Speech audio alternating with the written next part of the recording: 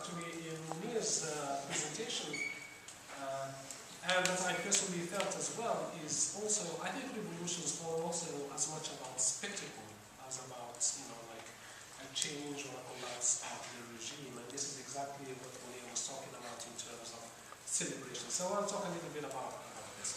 So let me tell you first what I was doing in Egypt. I mean, like, what crazy guy would schedule their visit to Egypt, like during the time of the revolution.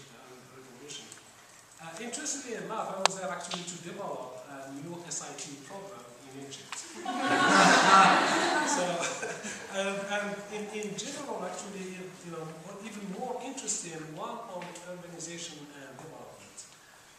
After what I've been through, after the events in Egypt, I am only more convinced that that would be an excellent program for all the things that I've seen. Cairo, 20 million people. It's like the Zahma. I'll talk a little bit about what the Zahma means in Egyptian Arabic. All those things make actually of Cairo really a very compelling site, for the study of something like urbanization and development. So I got there. I got there like Friday. Saturday, it was the 22nd of January, and then I was out like Sunday on the 30th of January. So I was there basically the first days of the revolution. But one very important actually impact that this revolution had on me, I immediately realized that one main palpable, like concrete impact that this revolution had on me was that it helped me harness my communicative performance in Egyptian Arabic. Egyptian, by Tuesday, by Wednesday, I was really communicating in Egyptian Arabic, and I was not. It took me 2 days, the first 2 days, to figure out that Kubri is bridge. You would never hear Kubri anywhere. I don't know even where this word is derived from. But then by Wednesday, I was very communicative. I was able to communicate in Egyptian Arabic. I think for many reasons. For one thing, I think I was more psychologically motivated to talk to people and communicate with people. And I think also, as important, the people themselves were also more interested in talking about what was happening in their country. Which I think, I would definitely invite you to make the parallel in this, because that's also very important in terms of you being in the field. The Tunisian group would definitely, hopefully, go back, to Tunisia and then have the opportunity to really feel this in the field. But also the Moroccan groups, I think they have some ideal context in Morocco, because this is something that is now beyond Egypt and Tunisia. This is something that we're talking about across the Middle East and the Arab world. Okay, so very, very briefly, just share with you a few thoughts. I think 3 moments. Maybe we can talk a little bit about the causes, because since there have been so many causes about so much debate about what are the causes of this revolution or a revolution in particular. So maybe we can talk a little bit about that. Then I would like also to talk about the construction of revolution, because it's also very important that this is something that is constructed. It is constructed on the streets, but it is also important to be constructed on television screens, as importantly. So that's a very important thing. And eventually, maybe share with you a few thoughts in terms of what I thought were moments of dysfunction. Dysfunction is a term that usually comes up a lot in the debate and the discussion by historians and sociologists, when talking about revolution. So moments of dysfunction, especially the first days of the revolution. So what are the causes of this revolution? We can talk we can write books about what are the causes that can lead to a revolution. Definitely in Egypt, just as much as in Tunisia, all the variables are there. But I think also that, especially since the 1990s, there's been also a dominant perception that economically rooted or revolutions economically rooted in discontent would no longer take place, and that instead you would probably rely more on political discontent than on economic discontent. So that's one thing that we can also look at when looking at the revolution in Egypt. Now, I don't think that it is a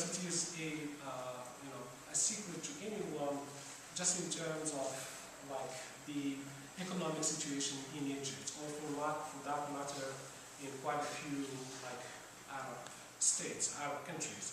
The United Nations report on human development, the last 3 of them are very illustrative in terms of the level of poverty and the level of problems, all kinds of social and political problems across states, and that's not like a secret for anyone. But also the other thing also about revolutions is that there is barely a theory about revolution that talks about. I mean, there is one. Lawrence Stone, I think, is one main theorist of revolutions. As late as the 60s, already said that a successful the revolution is not the work of a destitute and is not the work of a well-satisfied. It's usually the work of those whose expectation actually cannot be matched by reality. So that's a very important aspect to keep in mind. Which means that there have been obviously a number of rising expectations, but those do not materialize, or at least the perception of the people is that their expectations do not meet with like what reality offers them, which leads to increasing frustrations, which can eventually lead to social upheavals or revolutions. Now, in Egypt, I would like to focus on one thing, because you can write about these things. Like, I will take one example, which I came like constantly in all the conversations that I've had like during the week that I was in Egypt. And this particular example is very interesting at more than one level. Every single Egyptian that I talked to, and as soon as we started talking about like the situation in Egypt, their immediate response is the fact that men in particular, I mean this is really like a very important thing to highlight, men are finding it more and more difficult to get married. This is a fundamental thing, and it has come across unanimously, all the people that I talked to, that was one of the main things. When an Egyptian, to the extent that I came to the conclusion that when an Egyptian wanted to tell you how bad the situation is in Egypt, they would tell you, men cannot get married. Actually, one taxi driver even advanced the figure of 1 man for 6 women, and yet they cannot get married. This is a very important thing, because one thing, like the main reason is housing. So that's a fundamental thing. And I asked actually about the rate of housing. It's an average of $150,000 US, like an average for an apartment. And put this in the context of the general average of a government employee is 600 Egyptian pounds, which is like $100. You can basically begin to see how serious this is. Plus, actually, in Egypt, there is still the tradition of like dowry.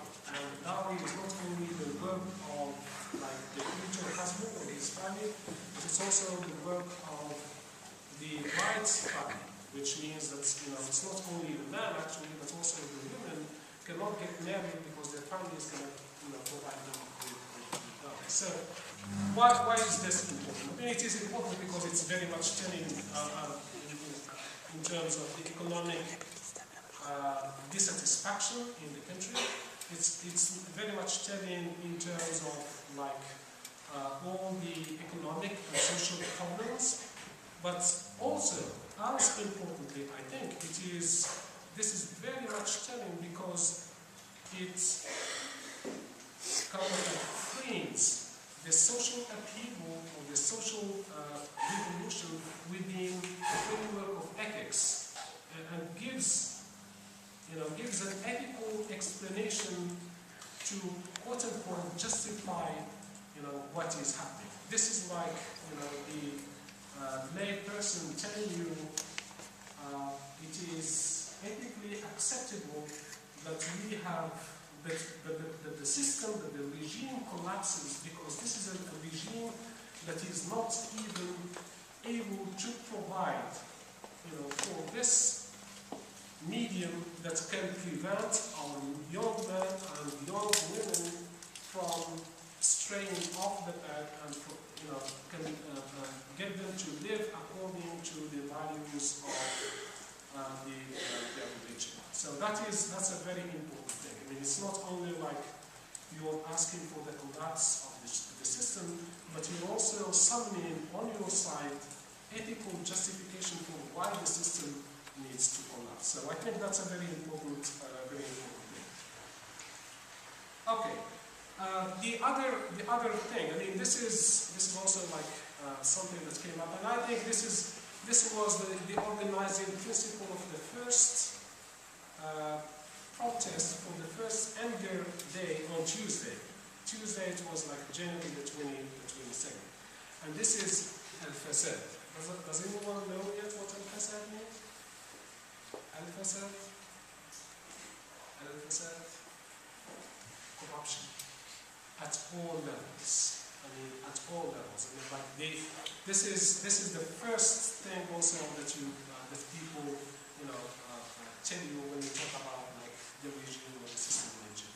It's corruption at the level of the establishment. It's corruption at the level of the government.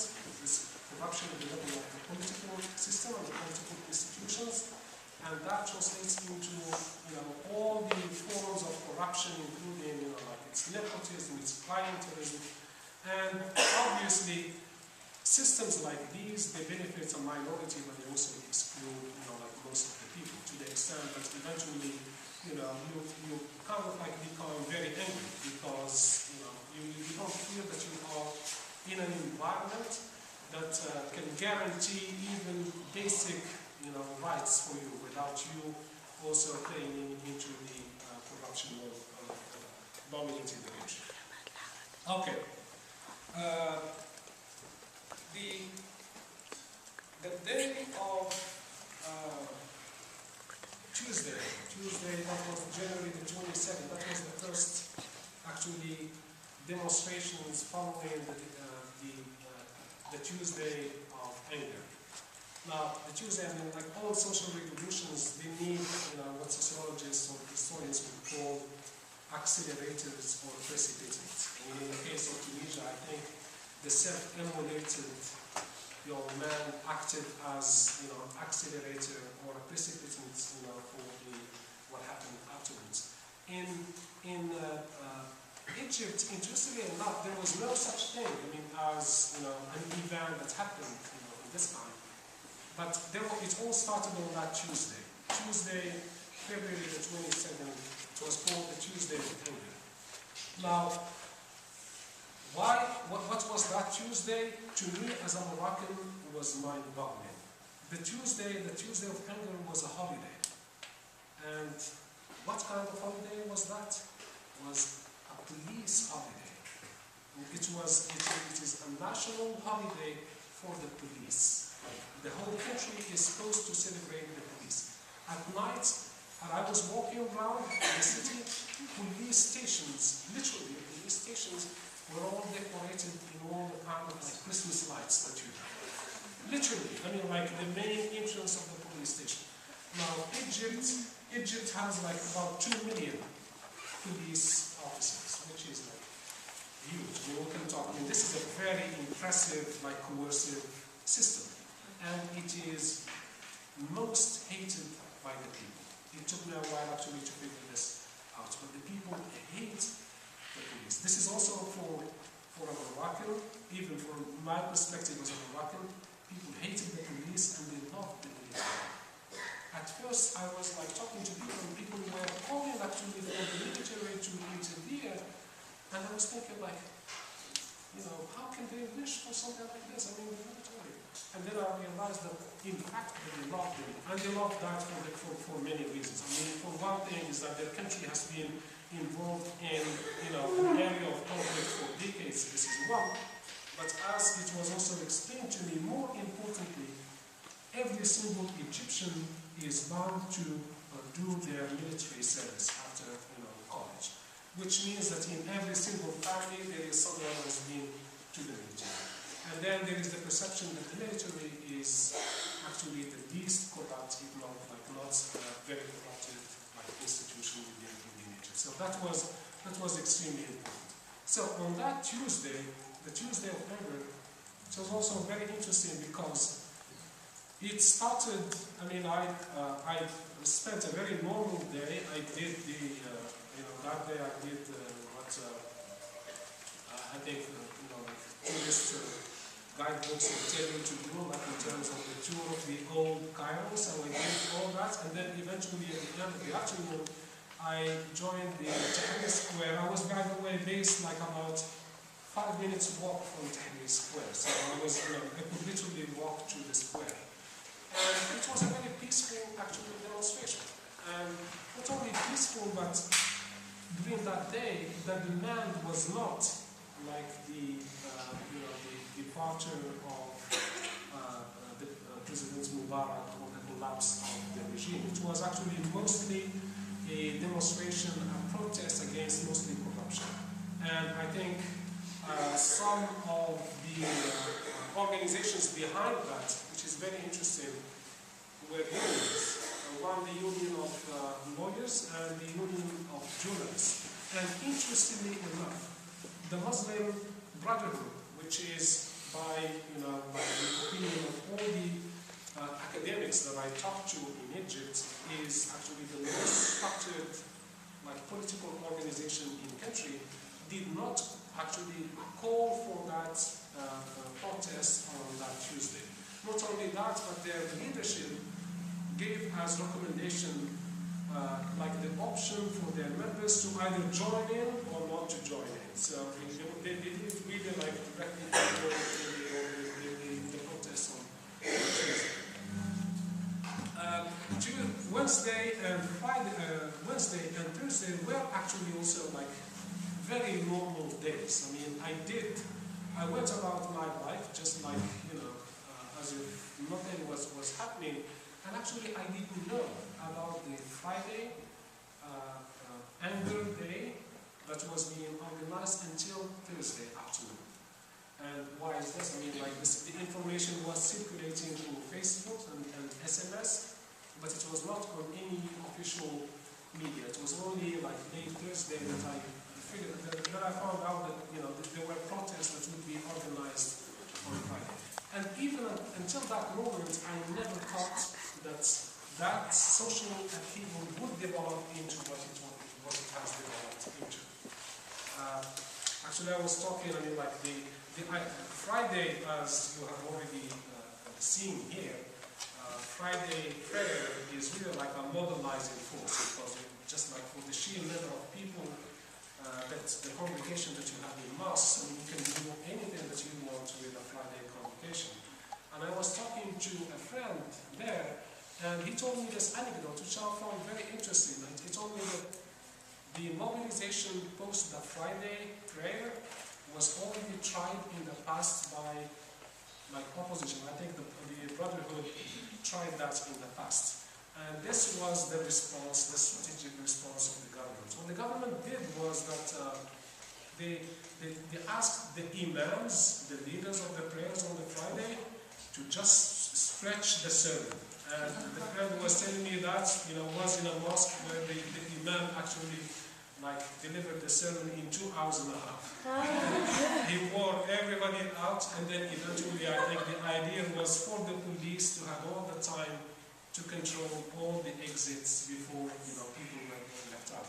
So I mean, having heard all these stories, I expected that something similar would happen. But Thursday evening, I kind of started feeling that the next day would not be actually a very normal quote-unquote, day, that something imminent, was about to happen. And sure enough, I mean, like the Friday, that's the things developed like in a very, very swift way.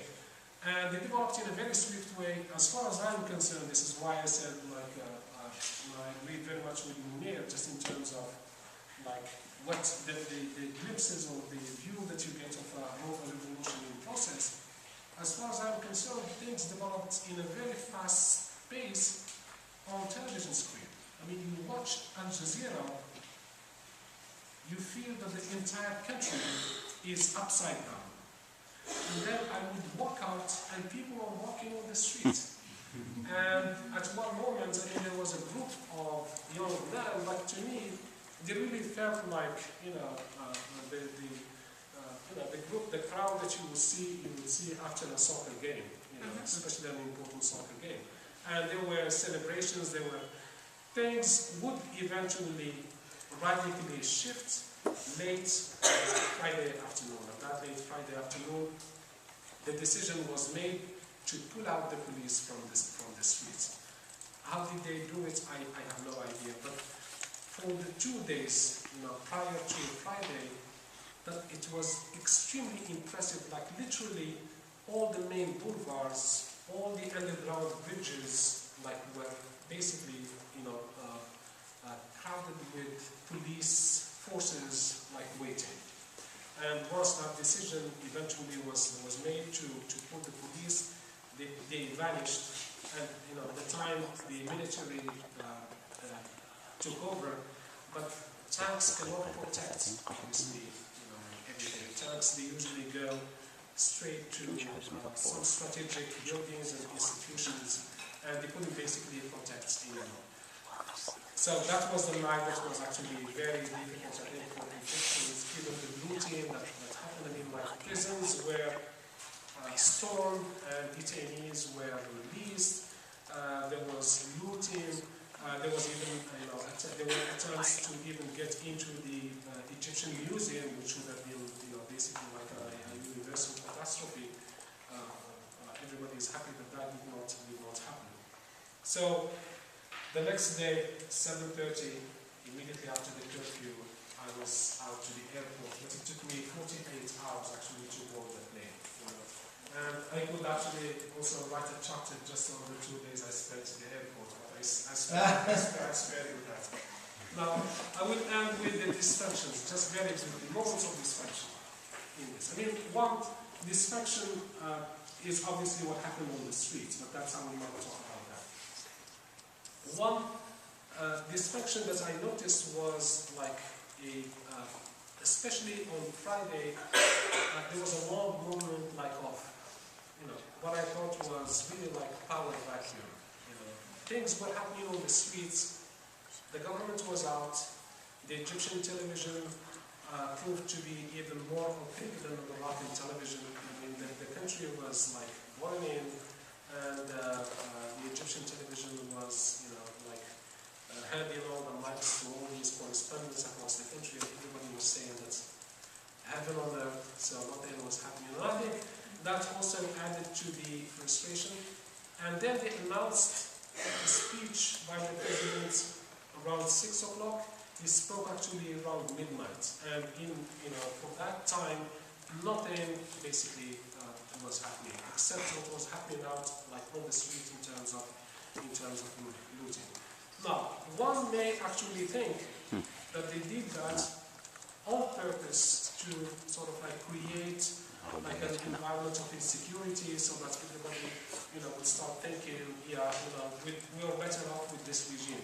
I think if that was the case, I think this would be a strategic error, because moments like those, what they do actually is that they expand the scope of the unhappy and the dissatisfied with the regime. So eventually, even if you're middle class and you're being very happy with the regime, if there is this vacuum and there is looting and you see basically yourself and your family threatened, then that's you would also join the side of those calling for the collapse of the regime. So that this was, I think, a very important basically distraction, moment of hesitation.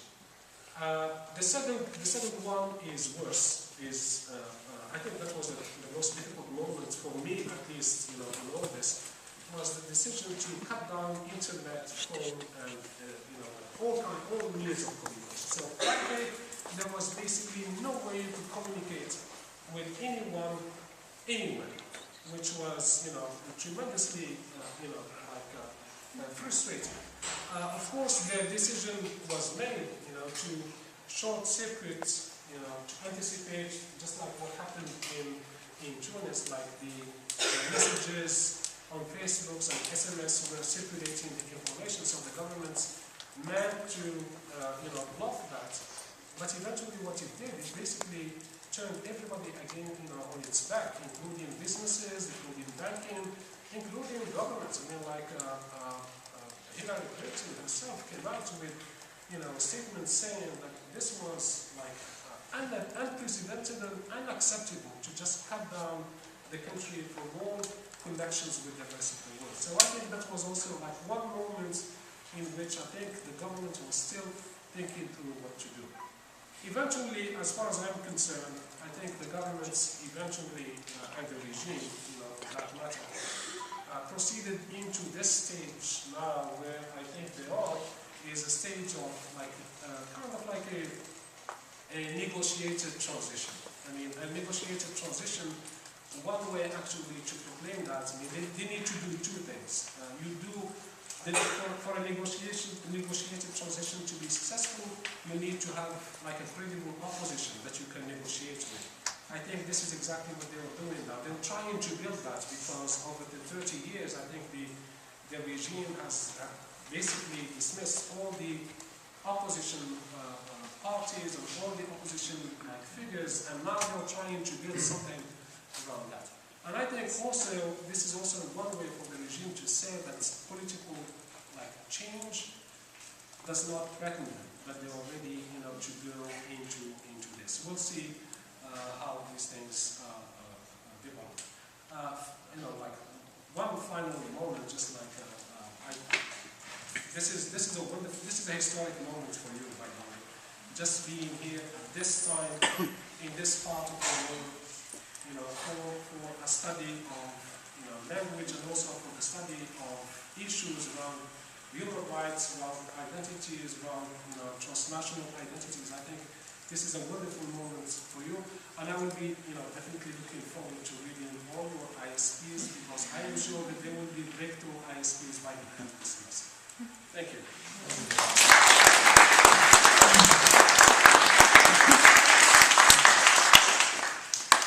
Any questions or comments or additions? I also asked who is the student from Egypt also to provide us at some point. We can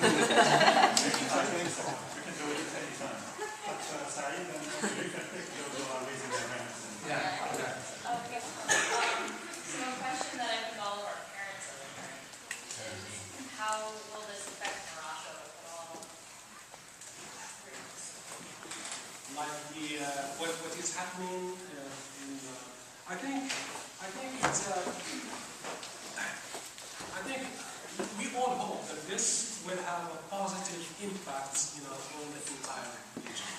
And one positive impact that we hope this will have for this region is maybe accelerate a little bit, like the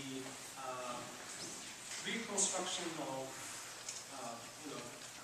areas of human rights, freedoms, individual liberties. So as far as Morocco, that's where I think the inclination is to go. I don't expect any such thing as a social upheaval, though like people have predicted people in Tunis or Egypt. But every country, by the way, has its own specificities. I mean, I think there was one. This was a common sort of theoretical error that was made in the wake of the collapse of the regimes in Eastern Europe back in 1989. There was no Eastern Europe. I mean, they were very specific. When you look at each country, you can find that each country had its own specific dynamics, that led either to a transition owed to the collapse of the regime. So what we hope, would happen in the rest of the Arab countries is exactly this. I mean, like more opening up of public space, more expansion of freedoms and individual liberties, and I think the establishments across the countries are also aware of this. Maybe you would like to say something. Yes, maybe I can just Revolutionary, you can never trust that. never trust Tunisians now. We exported our revolution Egypt, but I don't think we'll do it for Morocco. Let me try to explain why. Remember, the movement in Tunisia began as a social movement. Young people with university degrees asking for employment. This is how it began, and cheaper food stuff. It's much, much later, by the third week, the whole thing lasted 5 weeks. By the third week, it turned into to formulate political demands. Liberty and democracy, exemplified in the ousting of the autocrat. Let me tell you why your parents should not worry about Morocco. I think in Morocco there is a general consensus on the political framework. There may be social unrest. There will be people demonstrating for cheaper food stuff, for jobs, for better roads, for more cleaner water, and so on and so forth. But I don't think the political apparatus is in question. It hasn't at least reached a point of blocking that it has reached in Egypt with 31 years of Mubarak, and in Tunisia with 23 years of Ben Ali. Police states. And then in police states you can even more. So I think this is probably a different distinction between how Morocco is handling the political, its political agenda and the others. Now, another reason that you may perhaps cite to reassure your parents that this revolution is a civil revolution. It's a Western style, civil citizens' revolution. It has absolutely nothing to do with Islamic revivalism. Now, it's not the Arab world and the Muslim world have known revolutions. To quote the French Marxist historian and Orientalist, revolutions in the Muslim world are always done in the name of a betrayed revolution, which means they keep going backwards. Each one comes saying, the earlier one is corrupt. We're going to correct what he did. Now this one says, no, we're going forward. This is a unique, as Said said, we are in a historic moment. It's only in the sense that the revolution happening in Tunisia and the one that we see unfolding in Egypt are not looking backward to bring back a pure, authentic Muslim world or a national culture. It's demanding what Europe has been enjoying since the Enlightenment. Liberty, democratic representation, freedom, dignity, human rights. And that's why you don't see Islamic Brotherhood in Egypt, and that's why you don't see the Renaissance movement in Tunisia.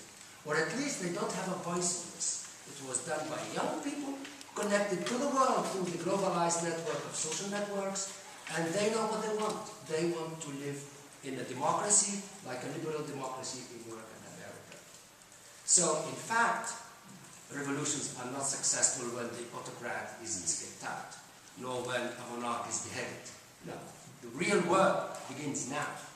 In Tunisia, now everyone is grabbing. Everything is up for grabs.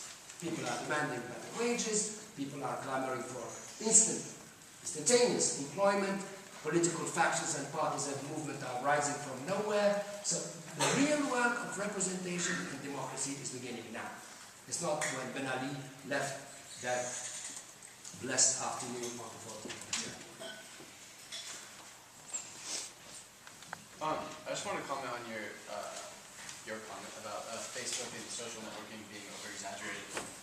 Because we kind of noticed a similar thing in Egypt when we were there. It was interesting because everyone, as soon as after Tuesday, everyone was clamoring about how Facebook really organized the revolution. But it was interesting interesting because it didn't actually reach intensity on Friday, like you said, until they turned Facebook off, until they turned all these social networking sites and the internet off completely. And that was really when people started mobilizing in a mass sense. So I don't know what your thoughts were on that. We couldn't make heads or tails of it. We were trying to figure it out. But yeah, it wasn't until Friday when they weren't supposed to be able to organize that people were everywhere. And it was much more intense, much more violent. I don't know. I know that in Egypt, Wael Ghonim, this young blogger who was kept incommunicado for 40 days and was released yesterday, is now a big hero in Tahrir Square. I think his picture is on the International Herald Tribune edition of today, and virtually in every newspaper in Europe. Tunisia is the most connected in terms of ratio on Facebook. And I think Ben Ali knew this. He attempted in 2008 to stop Facebook, but only for a couple of days. And then he had to reopen it for reasons that to me are still mysterious. Now, he does block YouTube and Dailymotion. So what you see on Facebook is just textual information, you don't see. But during the events, he somewhat reopened YouTube. This is one of the mysteries that later on perhaps someone will try to find an explanation to. And he made the speech. He said, I am going to let YouTube open, and all the blocked sites will be accessible to Tunisians, and Dailymotion will be accessible to you. This is presumably one of the measures of liberalizing the society that he first did early in January. Now, before unblocking the social networks, he arrested 4 young people. 3 were bloggers, and 1 was a rap singer. And all are between, their 20s and 30s. Incidentally, one of those bloggers released in the interim government was given a little portfolio in the Ministry of Information Technology. He is now Secretary of State at 26. But it's only an interim government, so the actual role of Facebook and Dailymotion and YouTube in the Tunisian revolution has yet to be truly assessed.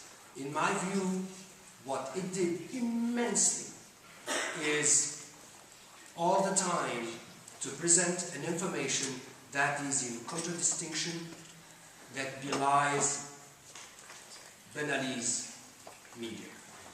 And that is not something to be despised. When the president comes out, makes his speech, prime time, 8 o'clock, and says, with tearful eyes and trembling voice, no more Tunisians shall shed the blood of other Tunisians. I gave orders to the security that no more live ammunition. And half an hour later, on Facebook, you see people shot. The credibility of the president sinks even deeper. This is what it did. And at the same time, I think it kept pushing and always a more radical demand, where peoples were ready to settle for less or for what the president presented as an honest compromise, like Mubarak is trying. There is always on Facebook someone saying, no, we have not started this for this. For example, when you released Facebook and YouTube, there was a message, we don't kill people for Dailymotion. If to get Dailymotion you shed blood, it's not worth it. We don't want to do a Dailymotion. It's this kind of messages that kept people, there is something here. I think also in addition to that, that's an excellent point, because this is why we don't need to idealize even social media, because even when we talk about resistance or revolutions or resistances are not mapped on a particular space. It's the work of a very interesting dynamics there. I think also one role that media in general, in this particular case social media do play, is that also they serve as a forum for debates and discussion, which basically serves as a way to process like even feelings of anger and channel those feelings through a medium. It's actually when you block that, that's when people don't know how to channel, like the feelings and the thoughts that they have, that they start walking actually physically to the place, to see what can be around there in person. And I think that's an excellent point, because like the Friday afternoon in Egypt, the decision to start the curfew and cut down the media was actually like, the decision in a sense that really gave this social unrest like a radical shift. And then it becomes clearly we want the regime, to collapse. It's not only just another government. I think that's an excellent point. Yes, please. I was really interested when you said that what you saw in Al Jazeera didn't really match what you saw in the streets. And I was wondering if you thought that the situation was used politically by the Qatar-based Al Jazeera, and whether it reflected politics in the Arab League. And also, part two of that question, what role do you think that former colonial powers had in these revolutions, especially given the recent situation in Cote d'Ivoire with Gbagbo and France's reaction to that? I think in general, like across the Arab world, there is now what seems to be like almost like an inflated conviction, somewhere around like the conspiracy of Al Jazeera to do this to this state and do that to that state. So I personally think that Al Jazeera functions just like any other media that you have. It is a forum. It is interested in an audience, and it has developed like a very now developed sort of like mechanisms of kind of like gathering the audience that it needs. For a satellite television, that is not actually a very difficult, a very easy thing to do. In Al Jazeera, I followed a little bit Al Jazeera since it started, and if you're broadcasting from Doha and Qatar to the Arab speaking world, what's a Moroccan? What are the similarities between a Moroccan and a Syrian, or a Moroccan and a Lebanese? You need to really dig very hard for them. So for Al Jazeera, the line was really very clear at the beginning. It was like if you were an Arab, if you were in the Arab world, then you must be interested in Palestine. So anything that is Palestinian would be the thing that would go for the entire region. The invasion of Iraq, if you're an Arab, then you must be interested in this. Then that is the Afghanistan, which is the same thing. And I think it's the same to a very large extent. It is the same approach as it is having now, first towards like the case in Tunis, and then the other case in Egypt. It is a channel that is interested in having an audience, and it has developed the means. And my God, they are very, very biased. Like when I was watching, they would have somebody, and then the person would talk and talk and talk, and then eventually like the journalist would tell him like, were there any calls to organize the same protest today? Which is like, here is the mic for you. Here are like 60 million people watching you. Call for that protest if you want. So all you need is, yes, we ask that the people walk to Tahrir Square and then stay mobilized. So yes, it is very biased. There is absolutely no doubt about that. This is one thing, but this is actually what is even more frustrating. Because whether in Tunis or in Egypt, the same situation. Al Jazeera now, literally plays in a vacuum. They are the only players. The only player basically in an open field. When you have the Egyptian television, like showing documentaries where like more than 3 million people were next Tahrir Square is less than 5 minutes walk from the Egyptian television building.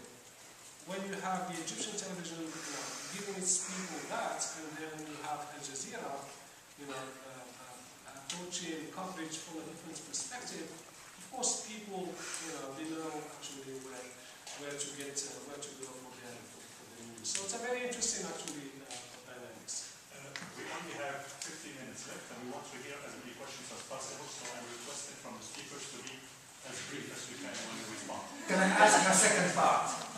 The second part of the question, the ex-colonizers wrote one word, despicable, especially France. France was absolutely, utterly shameful position. The Ministry of Foreign Affairs was approached by homologue in Tunisia at the height of the demonstration of student unrest. And she said, well, listen, we have excellent brigades to control crowds. We can help you. This was on record. This is Michel Al-Youmari. And it transpired, you can read this in today's paper, that she spent her vacation, her New Year's vacation, that is, again, at the very height of the massacres that Ben Ali was unleashing on the youth, on the private jet of one of Ben Ali's cronies, Aziz Millet. At the very same time, the French Prime Minister, Gilles Fillon, was also flying the private jet of Mubarak and visiting with his family in Luxor. Very important faux pas, to say the least.